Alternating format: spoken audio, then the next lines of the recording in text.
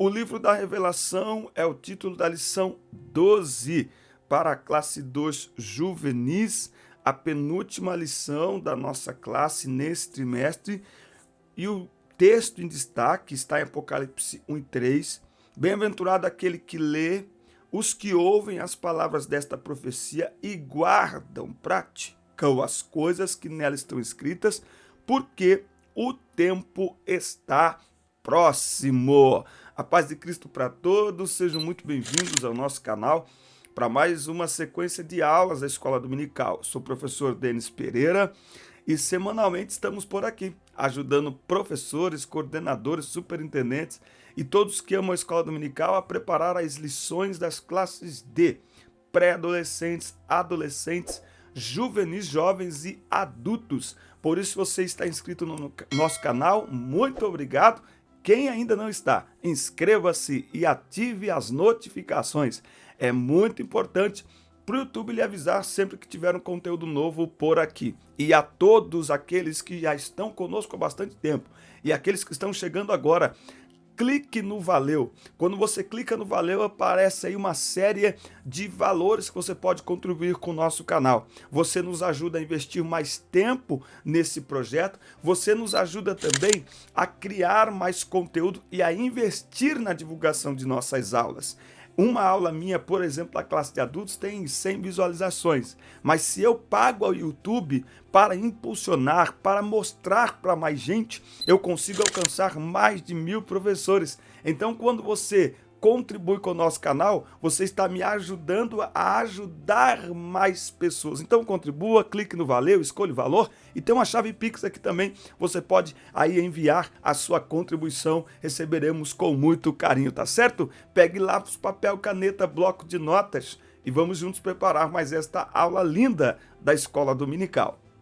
Muito bem, aí está a nossa revista terminando esse trimestre. A nova revista já está aqui, deixa eu ver, aqui, ó, ela já está aqui, tá? Ela vai falar sobre personagens marcantes da Bíblia no próximo trimestre, vai ser assim maravilhoso. Nós vamos falar sobre pessoas extraordinárias, então é muito importante sua participação aqui conosco, tá certo? Lembrando a você que nós temos um link aqui para grupos de professores no WhatsApp. Nós temos um link aqui para você acessar o meu WhatsApp, será um prazer atender os irmãos. Se quiser falar com a gente, está aí o link do meu WhatsApp e também um link para você baixar conteúdo em PDF, comentários, slides e muito mais, tá certo? E o seu comentário você já sabe, deixa ele que ele aparece por aqui já já. Muito bem.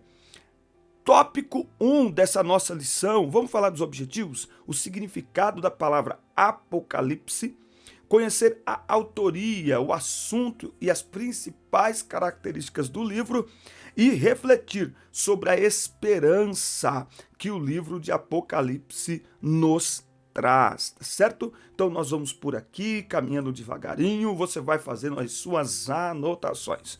Tópico 1, significado do nome e autoria. Significado do nome e autoria. Nesta lição estudaremos sobre o Apocalipse, o último livro da Bíblia, na ordem a que a dispomos e a importância de sua mensagem para nós hoje, tá bom? Mas o livro do Apocalipse cronologicamente não é o último, tá? O último, se não me falha a memória, é o livro de Marcos. Cadê os teólogos aí? Fala para mim se eu estou certo. Qual o significado, afinal, deste nome, né, desta palavra, Apocalipse? Qual que é aí o significado? Você sabe, professor ou professora, você sabe? Em um primeiro momento, quando a gente fala de Apocalipse, é comum a gente pensar o quê? Catástrofes, terremotos, maremotos, tsunami, não é? É comum pensarmos o quê? No fim, em destruição, fim dos tempos, né? Existem muitos filmes que foram feitos em cima desse pensamento, não é? De destruição, enfim, pensa-se muito no inferno, não é? Agora, a resposta a esta pergunta está no próprio livro, no capítulo 1, e no seu primeiro versículo, nós já temos a resposta, o que significa o nome Apocalipse. revelação de Jesus Cristo, certo? Ele vem essa expressão grega, apocalipsis, tá? Que segundo a Bíblia de Estudo Palavra-Chave, eu tenho uma aqui, corresponde em nossa língua às palavras descoberta, aparição, vinda, ascender, no sentido não de ascender, mas no sentido de arrebatamento, né, de subir ao céu, manifestação, ser revelado ou revelação. Quem que é o autor deste livro? É muito interessante esta informação, é o apóstolo João. O apóstolo João é o mesmo que escreveu o Evangelho de João, as cartas de 1ª, 2ª e 3ª João e Apocalipse, tá? Segundo a história, João ele foi condenado por ser cristão pelo imperador. Acontece que o imperador tem um livro muito interessante, que são os Mártires da Catacumba, que é o seguinte, os Mártires da Catacumba, acabei me desconcentrando aqui, os Mártires da Catacumba que mostra que os prisioneiros, é porque eu ia fazer uma pesquisa aqui de uma coisa para mostrar para os irmãos, os prisioneiros, eles eram condenados e existiam diversas formas de execução, certo? Então existia a decapitação, como foi o caso de Paulo, a crucificação, sim, a crucificação não foi algo que aconteceu apenas para Jesus. Os romanos já usavam a crucificação para os piores criminosos, não é? Lançar as feras, né, para criar aquele espetáculo lá no Coliseu, não é? E também colocar dentro do touro de bronze. Eu li isso no livro Os Mártires da Catacumba, ou Os Mártires do Coliseu. São 2 livros extraordinários. Eu li estes livros, acho que em PDF, eu ainda vou comprá-los fisicamente para tê-los aqui na minha biblioteca, porque fala muito da história da igreja. Eu estou dizendo isso por quê? Porque, segundo a história, João foi colocado dentro de um tacho de óleo fervendo, tá? Essa história, você encontra ela aí, quer ver? Ó, vou colocar aqui, ó, João dentro do tacho de óleo, de azeite, João no tacho de azeite. A Bíblia ela não mostra, tá? Ela não escreve, ela não menciona, tá? Isso aí está dentro da história, do contexto histórico da igreja, da história da igreja. Mas enfim, segundo a história, ele foi condenado. A forma de execução seria que ele morresse ali fritado dentro daquele tacho de óleo, mas ele não morreu. Então o imperador ficou muito bravo e mandou que ele fosse enviado para a Ilha de Patmos. Anotou aí? Ilha de Patmos, ok? Ele é mandado para a Ilha de Patmos. João já é um velhinho aqui quando ele escreve o livro de Apocalipse.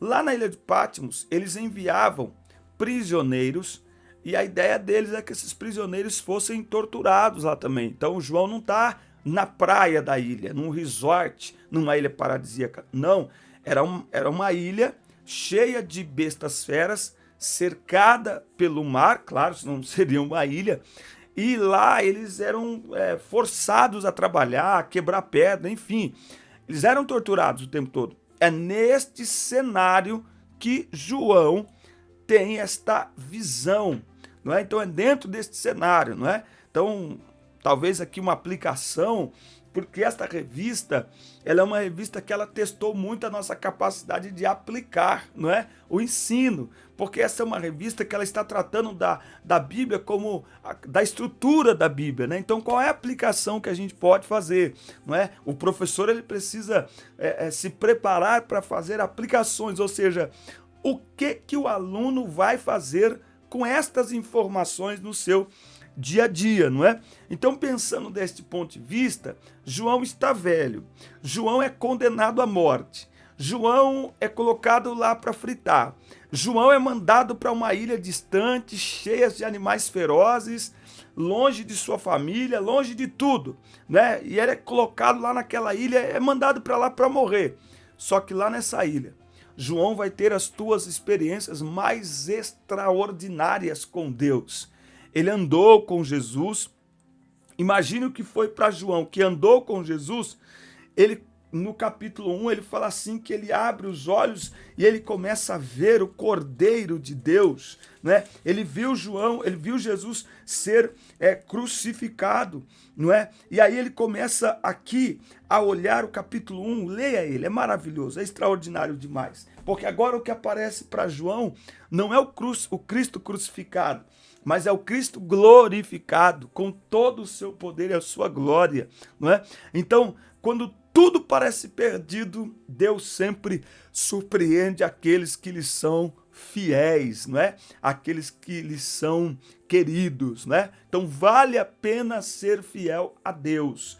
No momento em que João pensou, quem sabe, naturalmente, humanamente falando, que estava tudo terminado, que era o seu fim, Deus deu a ele uma visão extraordinária que impacta e tem relevância para a igreja. Enquanto a igreja estiver na terra, não tem como nós pensarmos a Bíblia sem o livro de Apocalipse. Então, nós precisamos sempre confiar no Senhor, mesmo diante de situações difíceis, mesmo quando parecer que é o fim.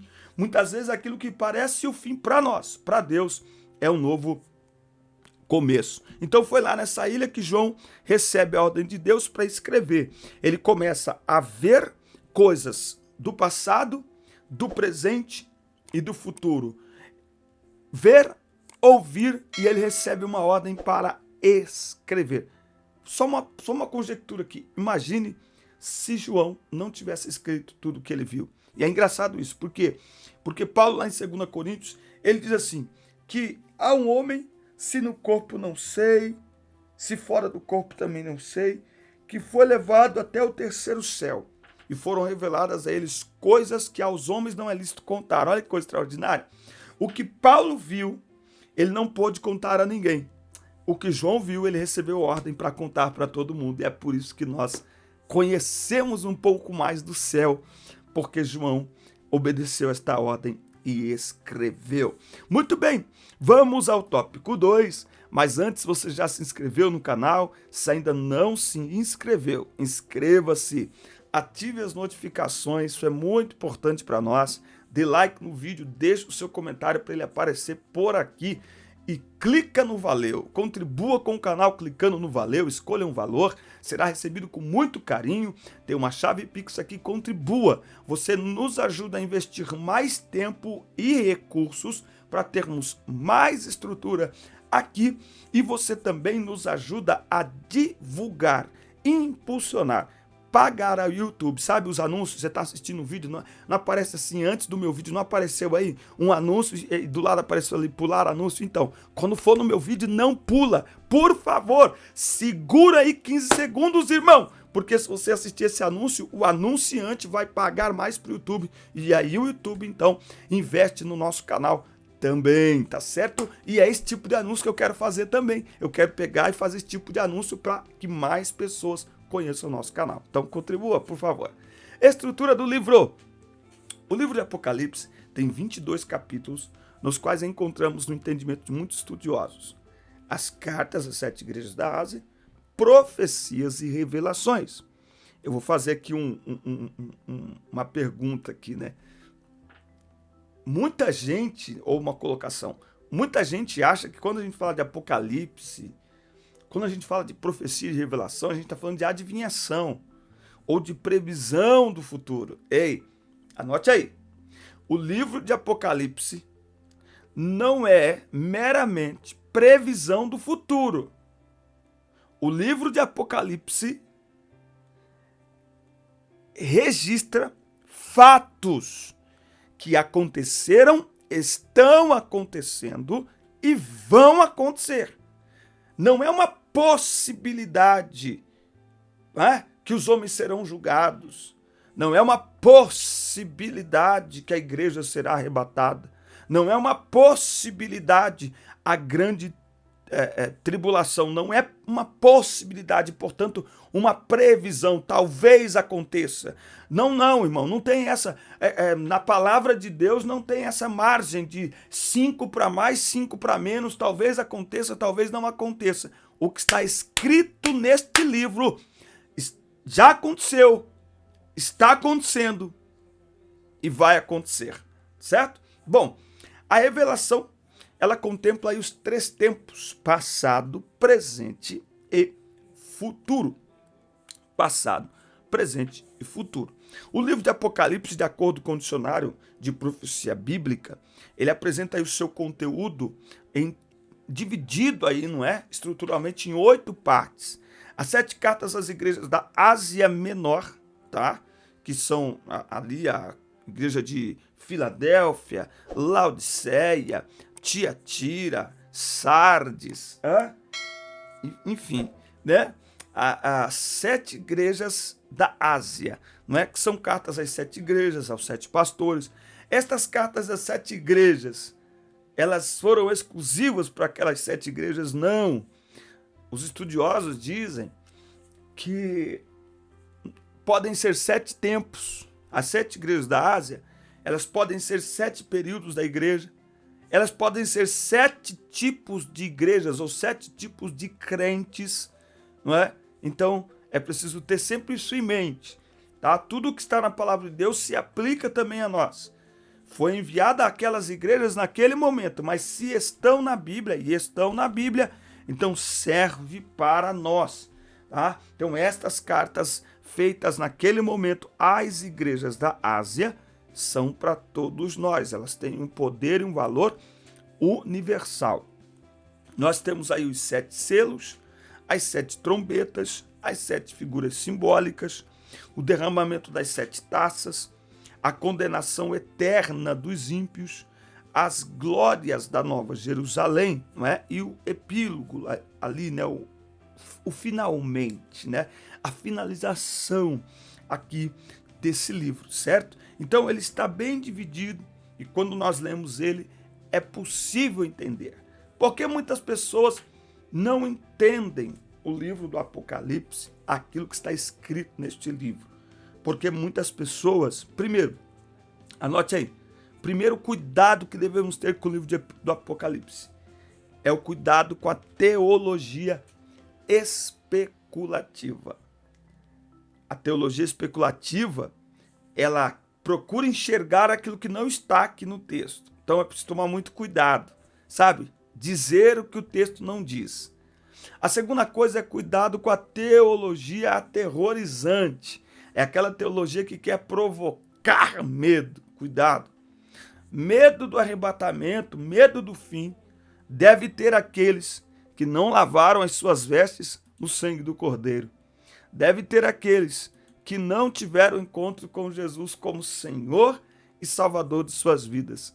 A igreja de Jesus Cristo não tem medo de nada que vier a acontecer, porque aqueles que estão firmados em Cristo, para eles estes acontecimentos que Apocalipse revela, que serão sim terríveis, serão altamente destrutivos estes acontecimentos, mas eles só vão afetar a vida dos infiéis, dos incrédulos, daqueles que viraram e virarem as costas para Deus, porque a igreja será preservada, a noiva de Cristo será preservada. É como se, antes de tudo isso, nós somos pré-tribulacionistas, ok? Deus vai nos tirar da terra, Cristo nos arrebatará da terra. Embora eu acredite também que mesmo se passarmos aí pela grande tribulação, a igreja de Cristo, não estou falando de denominação, estou falando da igreja de Cristo, formada por homens e mulheres de todas as raças, tribos, línguas e nações, e em todos os tempos. A igreja de Cristo pode ser atacada, pode ser confrontada, mas não será abalada. Satanás jamais prevalecerá contra a igreja de Cristo. Jesus deixou isso muito claro quando ele fala lá em Mateus capítulo 16, as portas do inferno não prevalecerão contra a minha igreja. A igreja de Cristo nunca será ameaçada pelo poder das trevas. Nós precisamos ter isso em mente. Nós precisamos ter isso em mente. Algumas pessoas perderam esta mentalidade e por isso se assustam com o poder das trevas. Nós não podemos ignorar, mas quem deve representar uma ameaça no ambiente espiritual? Não invertam os polos. No ambiente, anota isso aí. No ambiente espiritual, quem representa uma ameaça é a igreja, não é o inferno. O inferno não ameaça a igreja, é a igreja que representa uma ameaça ao inferno. Por isso que Jesus disse: as portas do inferno não prevalecerão contra ela. Ou seja, não é o inferno que ataca a igreja, é a igreja que avança sobre território malignamente dominado, e o inferno não tem condições de segurar o avanço da igreja. Por isso que nós podemos nos alegrar. Assustados com o Apocalipse é quem está fora da igreja, o nome não está escrito no livro da vida, mas a igreja de Cristo se alegra, e ao olhar o cumprimento dos sinais que estão revelados neste livro, a igreja fica com a sua expectativa em alta, porque significa que Jesus Cristo está voltando em breve para nos buscar. Ô glória! Muito bem, meus amigos, estamos por aqui. Tópico 3, nós vamos falar sobre tema central e características do livro aqui de Apocalipse. Você já se inscreveu no canal? Aos já inscritos, nosso muito obrigado. Não se esqueçam de ativar o sininho de notificações. Se você não se inscreveu ainda, inscreva-se e ative as notificações. É muito importante para o YouTube lhe avisar. Dê like no vídeo, deixe o seu comentário. Você sabe que o seu comentário aparece por aqui, você sabe disso. Não se esqueça de clicar no valeu e contribuir com o canal. Você me ajuda a pagar ao YouTube para ele fazer anúncios do meu vídeo para que mais pessoas assistam o nosso conteúdo, tá certo? Assim como estou alcançando você e lhe ajudando de alguma forma, me ajude a ajudar mais pessoas. Clica no valeu, escolha um valor, faça a sua doação ou tem uma chave Pix aqui embaixo. Nós receberemos com muito carinho para termos mais estruturas, investirmos mais tempo, produzirmos mais conteúdos e pagarmos os anúncios aqui para o YouTube também, tá certo? Tema central e características.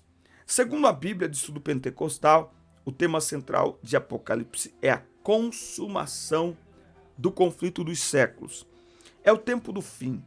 Entre as várias características especiais, o livro ele é o único do Novo Testamento inteiramente sobre esta temática, certo? Então, em alguns livros, o próprio Mateus, ali, Mateus 25 e tal, nós temos algumas coisas sobre o fim dos tempos, enfim, mas o livro de Apocalipse ele é completamente dedicado a esta temática. Sua mensagem está repleta de símbolos e números, e tem algo aqui muito interessante aqui, ó, que ele vai falar. Apontando para revelações no contexto celestial e no contexto terreno. Né? Nós temos aqui a dualidade do bem e do mal, anjos e demônios, poder humano e poder divino, vida e morte, prisão e liberdade, céu e inferno.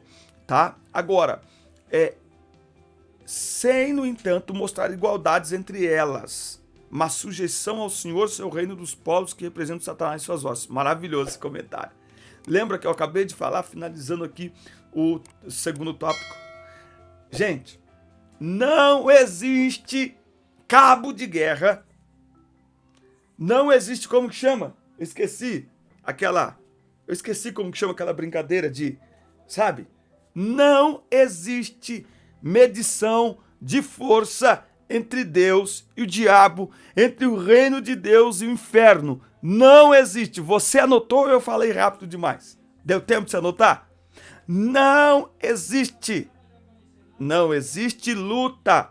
Não existe duelo entre bem e mal. Não existe. Isso só existe no cinema.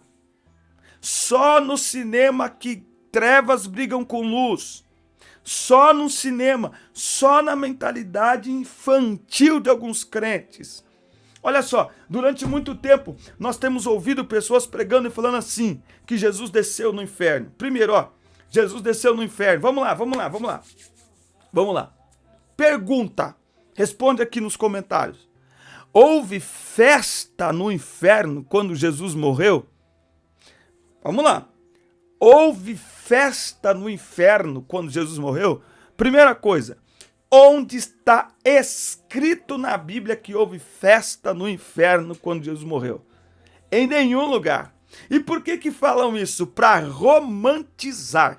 Eu estava assistindo agora aquela série que a Record passou do José no Egito, né?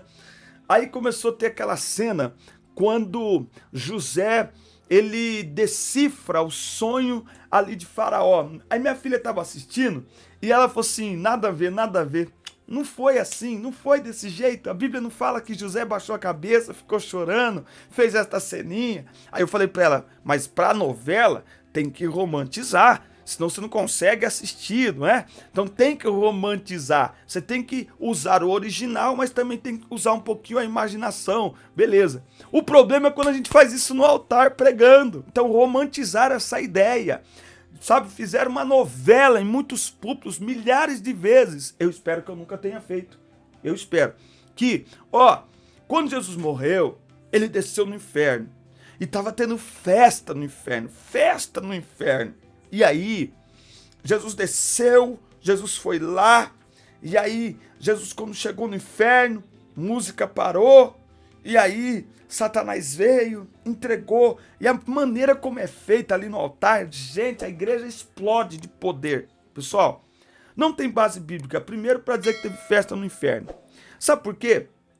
Primeiro que a Bíblia não diz isso. Segundo, durante todo o tempo em que Jesus, desde o tempo que Jesus foi gerado até sua ressurreição,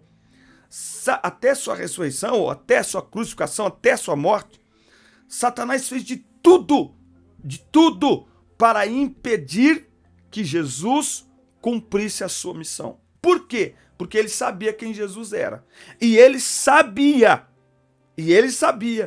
que se Jesus cumprisse como cumpriu o que estava escrito acerca dele, já era, irmão.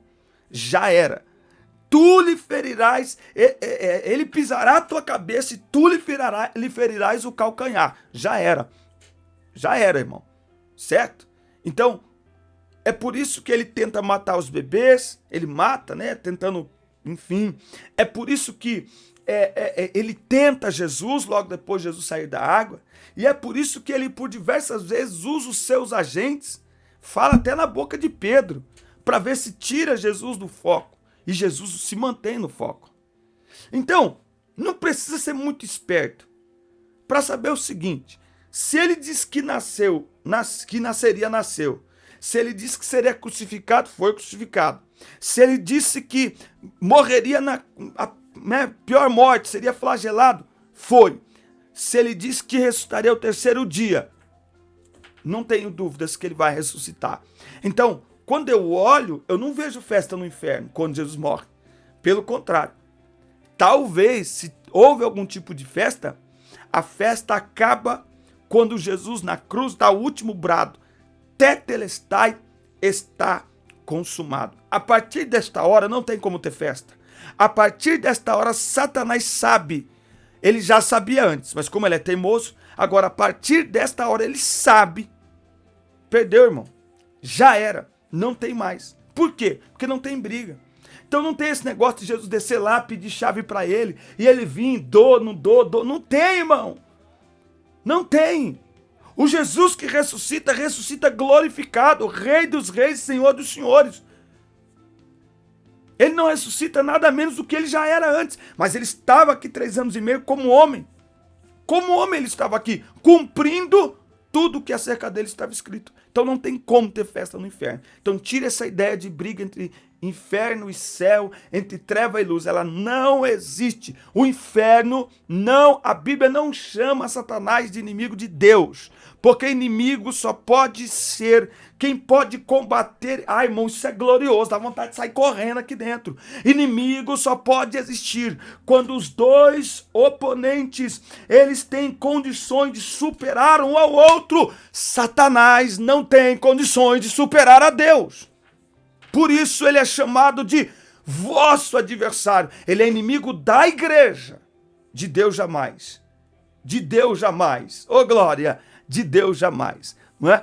E aí, passando disso aqui, a grandeza do que João viu foi tão imensurável e de difícil descrição, que buscando aproximar o mais possível de uma linguagem compreensível aos seus destinatários e a nós hoje, ele vai usar linguagens de comparação, não é? Então ele vai dizer, os seus pés, por exemplo, ó, Apocalipse 1, versículo 14, sua cabeça e seus cabelos eram brancos como a lã, tão brancos como a neve, e os seus olhos eram como uma chama de fogo. Gente, será que nós vamos chegar no céu e ver chama de fogo?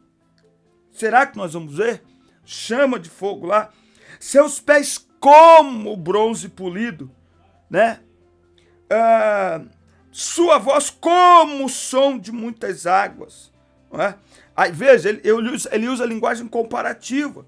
Aí no 16 ele vai dizer assim, e ele tinha em sua mão direita 7 estrelas. Aqui João viu o quê? 7 estrelas, são 7 estrelas. Da sua boca saiu uma espada afiada de 2 gumes. Sua face era como o sol quando brilha em sua força. Agora veja, se a face do Senhor é como o sol quando brilha em toda a sua força, como é que João consegue ver que da sua boca sai uma espada afiada de 2 gumes? João está tão extasiado que ele cai como morto.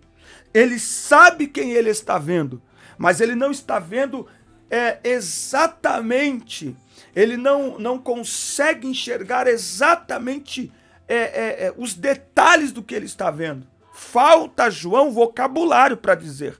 Então ele usa um vocabulário daquilo que ele conhece. Branco como o quê? A neve, não tem nada mais branco do que a neve. Branco, como a neve. Os seus olhos, eu vi chama de fogo. Por quê? Porque brilhava muito. E talvez era um brilho fumegante, né? E as estrelas e tal, e o sol no meio-dia. Então João está usando uma linguagem comparativa, uma linguagem figurada, embora ele sabe quem ele é. O que ele vê, de fato, foi indescritível e inalcançável ao entendimento humano. Então, nós vivemos uma geração muito cética. Você na sala de aula sabe do que eu estou falando. Uma geração muito cética, que muitas vezes, né, questiona, pergunta, viu, mas e isso aí, e aquilo lá, será que é assim mesmo? Aí o professor na sala de aula, tem nada a ver aquilo lá que seu pastor falou, seu professor falou. Gente, as coisas espirituais, elas se discernem espiritualmente. Isso aqui nós estamos falando de coisas espirituais, tá? Vamos achar aqui o texto. Aqui, ó, as coisas espirituais. 1 Coríntios, capítulo 2, a partir do versículo 10. Ó, nós temos aqui, ó, o 13. As coisas que nós também falamos, não com palavras de ensino de sabedoria humana, mas com as ensinadas pelo Santo Espírito, comparando as coisas espirituais com as espirituais. Mas o homem natural não recebe as coisas do Espírito de Deus, porque para ele são loucuras, nem pode conhecê-las, porque elas são discernidas espiritualmente. Mas o que é espiritual, ele julga todas as coisas, e ele por nenhum homem é julgado, porque quem conheceu a mente do Senhor para que possa instruí-lo? Mas nós temos a mente de Cristo. Amém, meus amigos? Aula extraordinária e maravilhosa. Quero lembrar a vocês que tem dinâmica. Fique atento. Eu coloco o link da dinâmica aqui, o primeiro link. E também nos grupos de WhatsApp. O link dos nossos grupos de WhatsApp está aqui na descrição, tá certo? Um forte abraço, assista, curta e compartilhe, inscreva-se no canal e até o nosso próximo encontro. Deus abençoe vocês.